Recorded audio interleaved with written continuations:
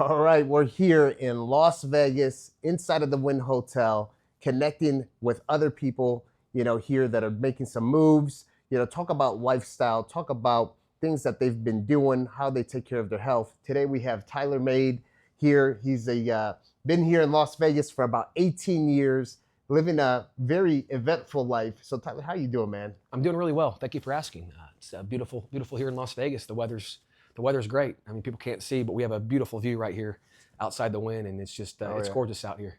And you know what, man? It's I was in LA a couple of weeks ago. I was in Dallas just a week ago, and now I'm here in Vegas. In LA, it was cold. Dallas, it was cold. And all of a sudden, I'm like packing up all of this, like almost winter clothes, right? And then I look at the weather. I'm like, dude, it's like 90-something degrees in Vegas right now. Yeah, it's a little bipolar. We last week we had it was really windy here. I just got over it like 2 days ago, but my allergies were so blah because of all the wind and dust. There's so much dirt here. But yeah, this is I think summer. It's funny to say summer now already. What is it? April, May? I know, it's only spring. Yeah, right. Is it spring already? Yeah, well, it is spring, Vegas doesn't really have a spring. We have pretty much a winter to a mild summer. Right. And then we get it kind of a winter. But yeah, it's gorgeous here, man. I hope you pack some swim trunks and some tank tops because it'll be that weather this weekend. Awesome. And you're at the Wynn, which is also connected to the Encore. Right. So in my opinion, and I've lived here for a long time, this is one of the best nightclubs and pools here. So they have the Encore Beach Day Club. Yeah. So if you have some pool time, I would highly recommend. I've been there. It's nice. Okay, so it gets a little crazy. It gets a little crazy, but sometimes it's nice to kind of kick back, maybe have a pina colada, sip on something cold, and just kind of people watch. It's a great pool. So you're in a very good spot. Yeah, and they got the nightclub XS as well here. Yeah, so they have XS, which I like about that is it's kind of half inside, half outside. Right. So you can kind of, and with the weather being nice right now, it's not too cold, not too hot at nighttime. So that's a fun club. So I know you're busy, but if you have some free time, you haven't checked that out yet. Yeah. You're also, you got Steve Wynn Steakhouse. You're in a good spot. Oh yeah. If you're a golfer, it's got a great golf course here. Listen, you know what I love about Vegas is similar to Miami, man. I love to eat. So there's some really good restaurants over here. So I'm excited about that. But yeah, man, let's talk about you a little bit, man. Because yes, sir. You are like the real life Magic Mike, right? Your story of some of the things that you do here in Vegas, people don't talk about that much. And I think people have to recognize that there are other things in the adult industry that other people pay for, right? And it's more of an entertainment, for them. People are trying to disconnect. And let's talk a little bit about what you do, man, for a living and how you started, and then go into some of the details of we're going to go into some of the details of like what you do to take care of yourself throughout those processes. Yeah, of course. Right? So in my earlier 20s, I'm originally from Indiana. I started working at a strip club that they had girls, but on like Saturday nights, they allowed men to come dance. They called it the male revue. So I started there, and I literally wanted just to meet girls. I was like, I wanted to keep the party going after school. So, and get paid. Like you got to think, how can I make money, but make money doing what I like to do? You try to put that stuff together, and it started there. And like you said, the Magic Mike, I was a full-time dancer. There was a competition. I don't think they do it so much anymore since COVID. They might reinvent it, but it's been around since like the 80s. I have a lot of big hosts. They had Kid Rock, Gene Simmons, before he got in all the trouble, Ron Jeremy. A lot of big names would host there. It was called NAP, which stands for Nudes A Poppin'. And if you're familiar with strip clubs at all, sometimes they'll have what they call like a featured entertainer. So they'll have like a girl blasted on the billboard. She's touring. So this is the kind of competitions those girls go to get those titles so they can tour. So they have a small part catered towards the guys. So I went out there and ended up winning runner-up and Mr. Nude Entertainer of the Year, won first place Couples Go-Go. And one of the last years I competed, Dennis Rodman was the host. And oh, really? He kept calling me Mr. Vegas. I got pictures with him. He gave me my trophy and got to hang out with him for a couple hours. That's pretty cool. That was like a highlight of my awards. It was like, man, the Worm. Like when I was a young kid, I watched him and Michael Jordan and the Bulls just dominate NBA, Yeah. So it's like, it was really cool. I just remember he has really big hands.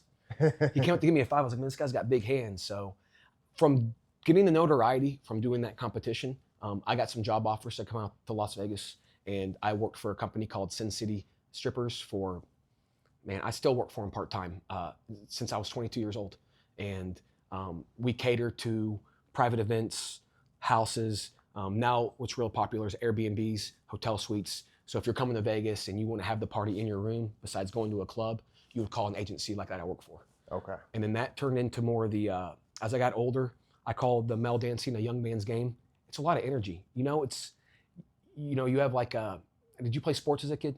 Yeah, absolutely. You ever do football? Football, baseball. Remember do the two-a-days? Oh, They yeah. called them two-a-days, Yeah. hell days, whatever your school called them. That's what I felt like with dancing. You have to you don't have to be the most ripped person, but you have to have good hygiene, good smile, good teeth, take care of yourself, go to the gym, eat right. So my normal routine was you get up in the morning, eat something good. My normal breakfast I like to do, I eat like a whole potato, 3 eggs, chicken breast, usually a side of oatmeal, some Greek yogurt, and usually 2 or 3 cups of coffee. That's my breakfast. And I like to do like a little stretching exercise. You go to the gym, you hit whatever body part I'm hitting that day. Always a little cardio. I always like to start on the elliptical stairs. That's my start. Right. And then I go get into that blood flowing. Get the blood flowing. It's good for your heart. So let me ask you something about that. So, obviously being in the adult entertainment, if you're a dancer or whatever you're doing, obviously, how you said, you got to have good hygiene. You have to look a certain way. Yes. Right. So what people don't recognize is like, there's a lot of preparation for the job. It's just like a movie star, right? A movie star, when they're playing a role that they have to be shredded, the amount of preparation that these actors go through. Oh yeah. It's actually harder than the actual performance itself. Yeah, a lot of those actors too, depending on what the role they're playing or how ripped they need to be, they'll have their own private chefs. They're on strict diets. I know a lot of them will do, and when I say this, I don't mean they're finding drugs on the street. This is that they'll do the TRT, Right. just for the movies, where you're people that know what that is. That's like testosterone. It's replacement therapy. Your blood work and your organs are all monitored, and they just look at your test levels, and they get them to where you start depleting in your 30s, Right. in your 40s, and like, you see people like Russell Crowe and Brad Pitt. Like, look at Brad Pitt in Fight Club. Look at Russell Crowe in Gladiator. You look at all these movies. Look at the 300 guys. Oh yeah. I don't know for a fact, but they had to be on No, some kind of. they actually have like a whole workout routine that they had to go through, those 300 guys. It's insane. It's crazy. And I'm sure they were on. I'm sure they were doing TRT too. Oh, yeah. Recommended by a doctor. I don't know that for a fact, but it's hard. It's really hard to get like that, and it's a lot of work. That's what I was saying with the dancing. I'd get up in the morning and you work out in the gym, and then you come home, have lunch, try to relax for a little bit, and then before Vegas is very flooded now. When I first started back in 07, 08, there was only a handful of agencies, so it'd be very normal for me to have 2 parties on a Thursday, 3 on a Friday, 4 or 5 on a Saturday. So imagine this. So you're doing like bachelorette parties and Yeah, stuff? this is strictly that's all I was doing. Bachelorette parties, divorce parties, birthday parties, any party that called for a male dancer. Right. And so people think, just come in and drink and you party. They want you to drink and have fun, but let me tell you, man, after working out all day, I felt like I was working again, because I would bring like a box lunch in my car to kind of eat peanut butter or something, or banana, just Right. something to stay in energy. Because imagine this, the average bachelorette party is going to have 10 to 30 girls. Right. It is. It just is. Every once in a while you get the small ones that have 3 to 5. Most of the time it's a group of girls. Every one of those girls wants to be picked up, spun around, danced on. So imagine you worked out all day. Then you have, let's just say you have an average of 3 parties a night. So let's just average that out to 20 girls a party. So that means you're picking up 60 girls 2 or 3 times, spinning them around as you're dancing, as you're keeping the high energy, as you're running the music, as you're doing, and there's a whole list of moves we do where you pick them up, you flip them around. You are sweat. There would be many a times where I was sweating man. like a workout. You got to have that core nice and strong. Yeah. And no offense to my Midwest girls, but a lot of those Midwest girls are not that small. So I'm not going to open up my shirt. It's funny you bring that up. I have a scar here from hernia. I tore my abdominal wall from picking up big girls the wrong way, and that's true. It really is. Years and years, I finally did it, and I had it fixed, so I'm good now. But no disrespect to the women, but there's times where you're like in the back of your head, and you're like, hopefully I can get this one up. I mean that in the nicest way. No, listen, I get it. I tell a funny story once where I did this birthday party once. I remember some of these funny stories. So we would do a game where we would like lay the girl down, and then all their friends or the guests of the party would put dollar bills on top of them, and we would do kind of this like sexy dance over the top of them while we picked up the dollar bills. But when we were done, just as a gentleman, you always help the girl up. This girl was big, man. Like, she was a big girl. Like, I felt like I don't want to be derogatory, but when I tried to pick her up, I went to get her, and something tweaked in my back, and I dropped her in front of all her friends. Like I was like, oh my God, my back. I felt so embarrassed, but I did that once, you know. And I'm a very in shape guy, but I'd be considered very lean and on the smaller side for dancers. A lot of those guys are big roided out guys. They're big jack guys. Juiced out. Yeah, so when I always joke with them, I'm like, you guys know this is entertainment. This is entertainment and this is fun. This isn't pro wrestling. This isn't bodybuilding, which there's nothing wrong with that. But a lot of guys get in this industry, and people that I want to say that looking at getting in this industry, you don't have to put those pressures on your body. Just keep your mind good, keep your body good, stay in shape. You know, don't have a gut. You know, you got to have some definition, but you don't have to be the big gladiator looking guy. Right. You don't. Well, which, you know, that's a good thing that you bring that up, because a lot of the things when we're talking about health and wellness and taking care of yourself, you brought up a few things: mind, body, right? And the other thing we talk about is your soul. Right? Oh yeah. Making sure that it's pure, and it's you're doing things to keep yourself as clean as possible and not have things affect you. Yeah. So with doing what you're doing, man, listen, I had my own little experience of dancing, right? I was on the fireman's calendar in South Florida for about 3 years. No way. Yeah. So you know, we're doing it for charity, right? But we're getting on stage and we're taking off our uniform. We're stripping, you know? And part of that, throughout that year of raising money, going to all these events on South Beach and everything else, we're doing the same thing. Like you're eating super clean, you know, you're working out twice a day, you know, you're getting in a way where you have to look a certain way. And I'll tell you, man, same thing. I experienced something that I never experienced before. And it almost allowed me to understand how women feel, right? I didn't even feel valued as a individual. I was an object. Oh yeah. I felt like I was a piece of meat. Oh yeah. You know how some of these women would just treat you and what they would do. I mean, I remember I'd leave out of these events. I'd had like hotel keys in my pockets and stuff and all kinds of stuff. Like I was like, holy shit. I want to interrupt, but you bring up a good point, and I tell people this, like, you know, women. I feel like men are always getting attacked for how we objectify women. Man. And again, I don't mind. I never cared, but you're right. There's been times girls will eat you alive.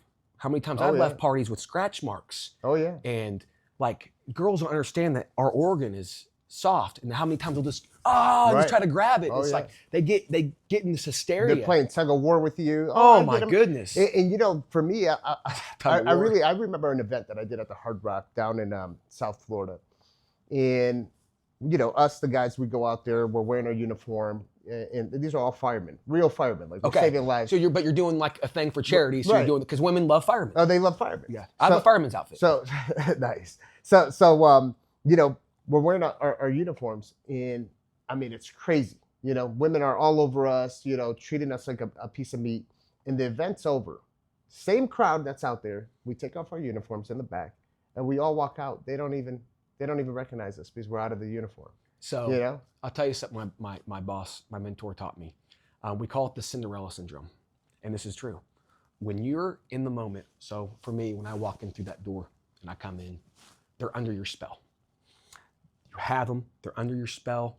You can almost, I don't want to say you can do whatever you want with them, but there's a more free spirited energy going around where they're more open with their sexuality. Some of them will like to flash you. I mean, you know, you get the whole deal. But then as soon as I walk out that door, it's gone. It's gone. It's gone. Right. It's gone. Rightfully so. But like you said, I put on my clothes again. I go back downstairs to the bar, and you might see that same group of girls there that night. Vegas is kind of small when you're walking around.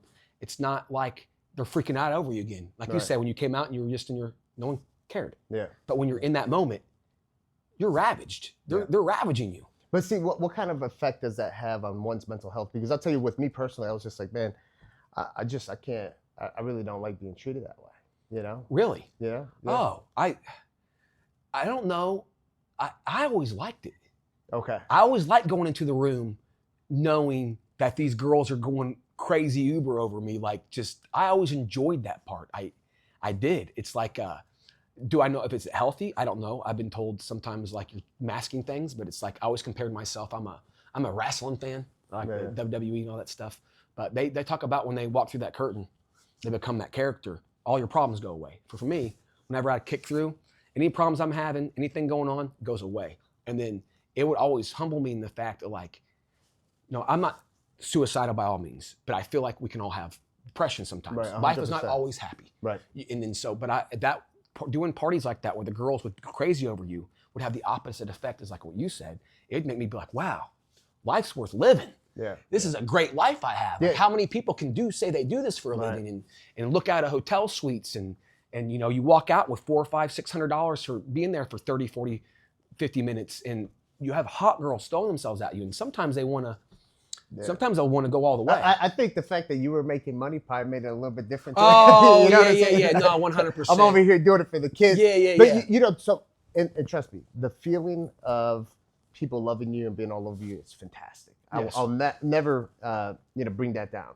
The part that was tough for me was knowing that I have a bigger purpose and mission in life, and then being treated as an object, where it's just like it doesn't matter the words that would come out of my mouth or any of that. It doesn't matter like what my vision and mission in life is. Like at that moment, I'm just an object. Nothing else matters. Yeah. You know, for me, it's like when you're living through a certain purpose and you're in that lane for that purpose, you know what I'm saying? And all of a sudden you're being treated as an object.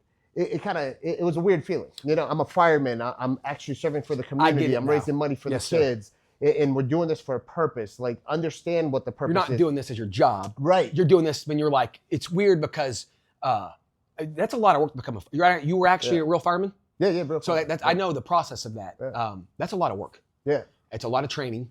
It's a lot of work. You're saving lives. You're the real deal, you know? And I can see why you would see it like that. Because then you get up on stage, you're like, they're treating me like this object. I'm a fireman, for Christ's sakes, you know? And we're there for a big event. We got big sponsors and everything. It's just like, you know, you're there trying to explain what we're here raising money for. They don't care. No. Right? They just so they do not, sir. There's a mental health component that you have to be able to really reset your mind after these type of things.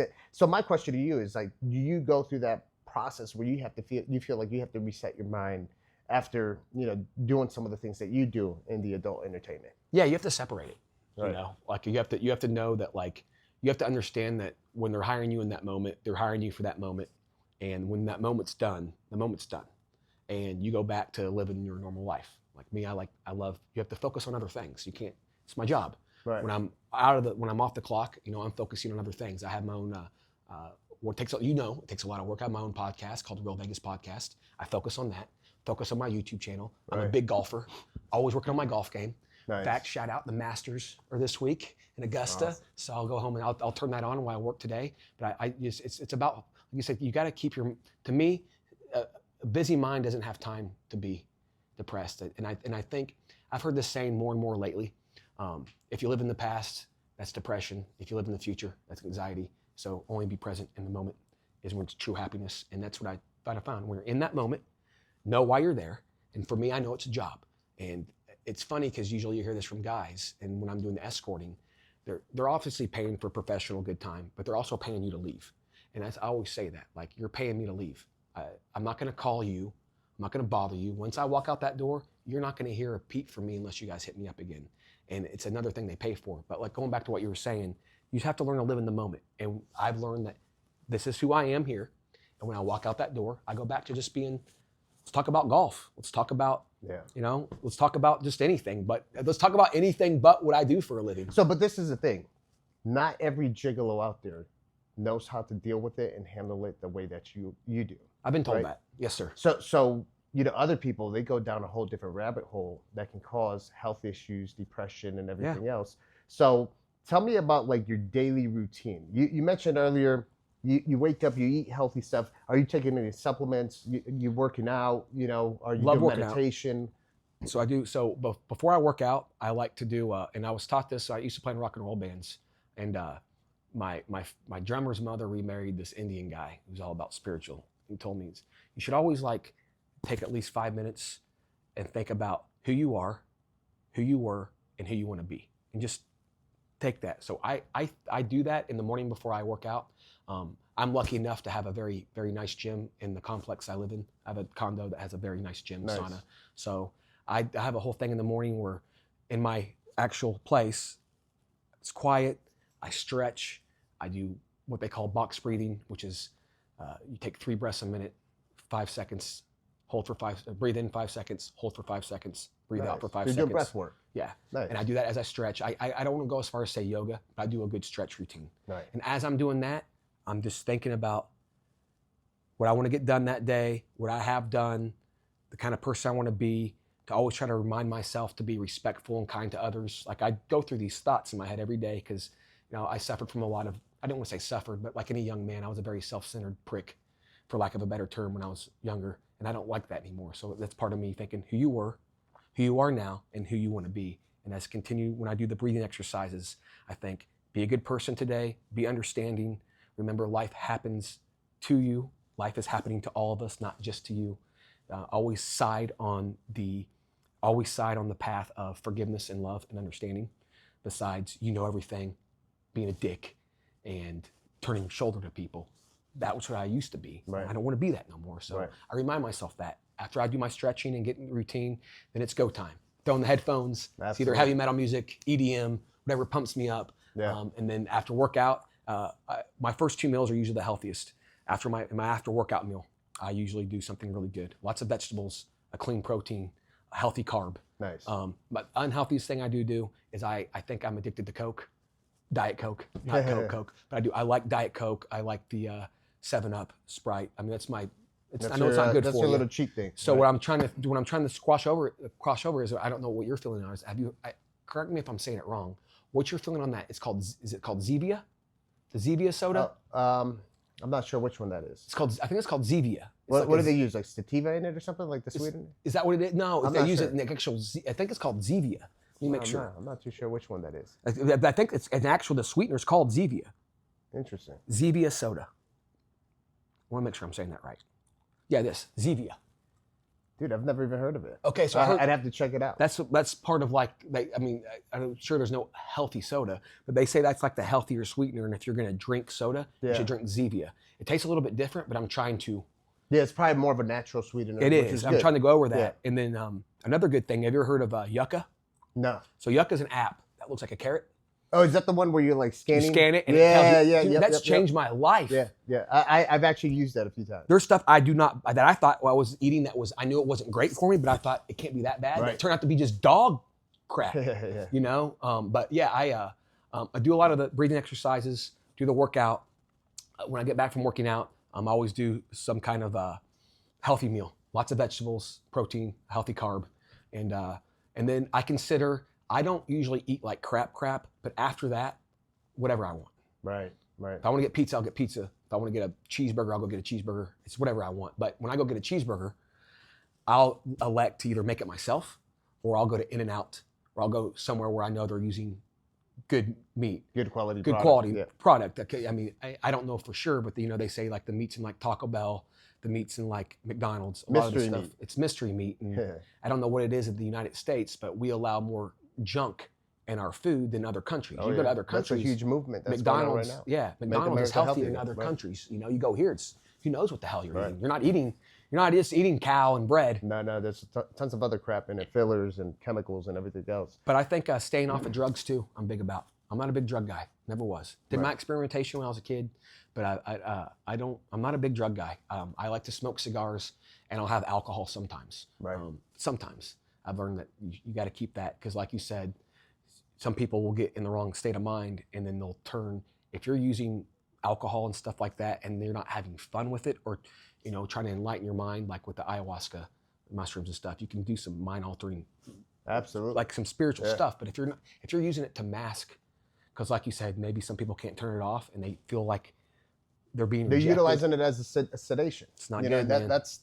That's very detrimental when you start doing that. Because that'll affect your... Unlike with how you're doing, breath work, eating right, working out, you're able to cope with the day-to-day stressors, the day-to-day anxiety, depression, because everybody goes through it, right? Everyone. Regardless what line of work you're in. What you do. So you have to learn how to manage it and work through it. Like I'm sure with you being a firefighter, there had to be some stressful days. I mean, listen, I've been retired for 6 years already. Okay. And I still have to cope with a lot of the PTSD of things that I saw when I was a fireman for 12 years. I'm sure you saw some, like, because you're doing fires, you're doing car wrecks, right? Oh yeah. You're doing all that kind of, you're seeing people almost at their worst.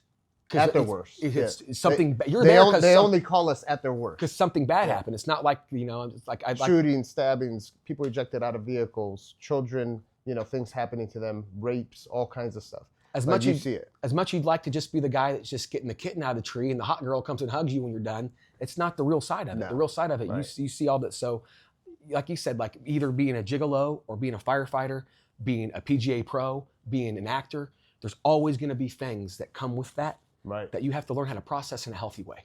And sometimes it's harder to say no, but man, drugs, I always say this. I always look into the camera when I say this. Drugs are never the answer. Listen, if you ever need someone to talk to, there's always a friend or a trusted professional. Drugs are never the answer, guys. I just like to always say that. That's the truth, man. That's the truth. It's so true. And even a lot of the conventional drugs that you'll see a psychiatrist and they'll put you on, those can put you through a whole crazy rabbit hole as well too. Oh man, let me tell you, some of those can destroy lives, and because they're not used as directed. A lot of people abuse them. Like I can understand, it's been years, but I used to have a condition called WPW, which stands for Wolff Parkinson's White, which means my heart had like an extra valve that I could just be sitting here like this, and all of a sudden my heart would go to 200 beats per minute, like that. And, yeah, I'm familiar with it. Yeah, but I got it ablated, so I'm good. But that would also cause anxiety and panic attacks.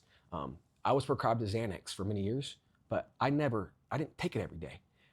When I would have an extreme attack, I would take one of those, and I thank God for that sometimes. I hate saying that. I'm not gonna be pro Xanax, but that helped me sometimes. Right. But it's people start using it as a crutch, right? And they start popping one a day. Now it's two a day, and now it's like, and that's some of the most addicting stuff to get off of. But I've always been able to. I'm not trying to toot my own horn. I've just always been able to use it as directed. So I would only use it when I'd have like an extreme attack. It would calm me down. I would take it, and I'd do breathing exercises. And now I've gotten pretty good to where I haven't done that in many years. Now I can correct if I'm having like a panic. Sometimes I have a little anxiety sometimes. Right. I correct it with the breathing exercise. The breath work, man. Breath work. Fantastic. Dude, people don't realize the meditate, you can go in your head. It's powerful. And you just concentrate on your breath. I did the same thing. I have a big chest tattoo that hurt tremendously. The breathing meditation got me through that. Do you have any spiritual belief? I consider myself a God-fearing Christian. Okay. I do. I have more of a New Age Christian beliefs. I don't do the old school beliefs, but I do believe there is a God. I believe God is love. I believe God is peace. God is understanding, and I believe that there is a higher power for sure. Amazing. Yes, sir. Amazing. And I want everyone to hear this. How important is it for you to have some kind of spiritual belief? It's very important. There was times where I didn't, and there was times I doubted, and personal opinion, I think that's not good. You should. Why believe in nothing? Right. You believe in something, and always believe in good. Always, and when I say good, you know what good is. It's not saying like good or bad. I like to call it working or non-working. So believe what's working. Don't believe in the non-working stuff. What works and what helps others. Remember, you're not the only one here. Yeah. We're not in control, right? At the end of the day, Life there happens is to a you. higher power. And I had a guest on my, Ocean Eagle is his name, on my podcast. And he kind of went through the same thing before, he had his calling. And one of his guiders took him out to the ocean and told him, says, I'm going to show you you're not in control. Get on your knees right here. See that ocean? Move it. Move it. You can't move that ocean. No, man. But I tell you what, that ocean can easily come in and take you away. Dude. In a heartbeat. You're absolutely right. Life happens. We're here. Life happens to us. Like if all the insects and all the wildlife and the trees died, we're done. If all the humans die, everything else flourishes. Right. That's crazy. You're not kidding about that. Everything else flourishes. We're like the cancer almost. Right. I'm not saying we are, but I mean, dude, I don't know. I can't, like you said, life happens to us. And so like I've tried to always, I think sometimes like you learn that as you get older. I'm 40 years old now. So I think you learn as you get older. You learn how to slow down and learn that you're not the only one here and that everybody is suffering. Yeah, everybody is at some point. I'm not saying you're suffering every day, but everybody, like you said, goes through stuff. Right. And it's how you deal with it. And I believe that health, working out for sure will automatically boost your what's it called, serotonin levels. Right. Automatically boost it. Just if you're feeling bad or sad, don't drink a beer, don't smoke that joint, have a protein shake, have something positive, and go for a jog, go for a walk. Just go be outside. Go walk on a treadmill. Just because when you go, I know it's a lot of times you go to health clubs, you get around more positive people. I mean, you're going to get, I call them the steroid angries. You get them sometimes, but more times than not, you're getting nice, positive people that are there because they're working on their fitness goals, and it gets your mind off of it. So I'm a big believer in eating the right food. You are what you eat. Right. You are what you eat, and there's nothing wrong. We're not going to live forever. Enjoy the ice cream, man. Enjoy the piece of pie. Yeah, once in a while you got to be able to enjoy yourself. You know, but you're right, man. It's when you start surrounding yourself with people that are vibrating at a high frequency, that radiates to you. Right? It does. So if you're in a group of people that are all positive minded, working towards positivity, that's just going to easily radiate towards you, and it's going to be easier to get to where you need to be in a positive way. It is. So you are what you hang out with. Yeah. I think the Bible says, like if you lie with the wolves, you become a wolf. You lie with the sheep, become a sheep. You are what you hang out with. So if you need to hang out with, to me, I like to hang out with people that are more successful than me. Right. I want to be more like them. Yeah. And I meet a lot of those guys on the golf course. I've met a lot of great people on the golf course.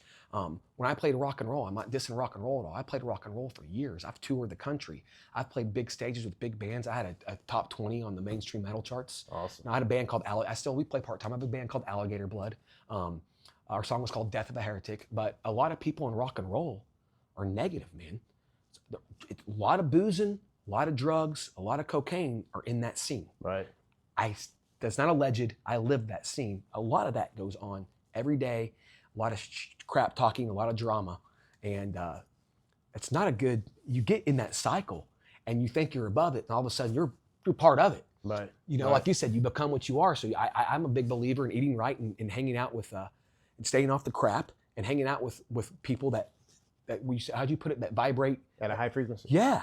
I had an ex-girlfriend that always talked about that. It was that 44 something hertz, or are you into that vibration? There's all different type of frequencies. Right, there is. For healing purposes. There is. So you believe in that? Bioquantum, it's the future of medicine. You think so? 100%. I used to joke with her a lot. I'm like, you're one of those crazy hippie girls, and I joke, but I think she was actually right. No, she is. You know? Yeah, 100%. Yeah, she's all about these frequencies, and when we would lay in bed at night, she'd like try to turn on these frequencies for us to go to bed to, and we'd wake up. It's the real deal. Yeah, it is. There's a lot of science behind it now. And the power of affirmation, am I saying that right? Affirmation. Like waking up and saying you're going to do this today, I'm going to be this, and talk like you're already doing it. You put it out into the universe, man. That's what happens. There's a documentary, the movie The Secret, talks about that.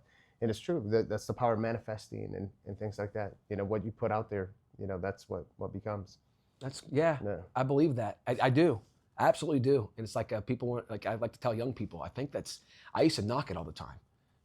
You're retarded. I'd say stuff like that. That's retarded. Yeah. And it's like that. You're some kind of weird hippie, but you get older, you're like, man, that makes sense. The power of the mind is unbelievable. Unbelievable, bro. It is. And like with the health thing, that's the mind. You got to keep your body healthy, eat the right things. That's it. Work out just a little bit and do positive things for people. Absolutely. I've learned that happiness doesn't rely on yourself. It relies in the happiness of other people. That's true. Help somebody today. Be kind to somebody today. I love it. Yeah? So, brother, as we wrap up here, if there's one person that's listening to our talk here and they resonate with the message, what do you want to leave them off with? So one of the best things that I like to say, and I said this before, it's one of the best sayings. Remember an actor on the Chappelle Show, Charlie Murphy? Okay. So he had this saying that when you grow up, you always learn that like you need to earn my respect. No. You need to respect everybody. What you allow someone to earn is your disrespect. When they earn your disrespect, you don't throw any gas on it. You just leave it alone and walk away. So just respect everybody. Allow them to earn your disrespect, and don't let it bring you down. Just walk away. You can literally walk away from that. Literally. What a powerful message, man. You've been great. Yeah. Thank you so much, man. No, it was a pleasure, man. And guys, see, this is something important that I want you guys to understand. And we're always talking about health, wellness, beauty. And it doesn't matter what walk of life you're coming from, what you do for a living. This is just here a proof to you, right? That even in the line of work that he does, you could either go this route or you can go this route. He's made the decision to take care of his health, to put his mind first, right? Do things like breath work, working out, eating right, to make sure that he lives a good, healthy, fulfilled life. I love it, brother. Yeah, thank you. I want more people to understand that. Yeah, for sure, man. I appreciate you having me on the show. Absolutely. I was going to say, you guys can see me. I have a podcast called Real Vegas Podcast. You can find me on Instagram and on the web at Tyler Made. And again, thank you so much, man. This has been a great. I love doing the positive.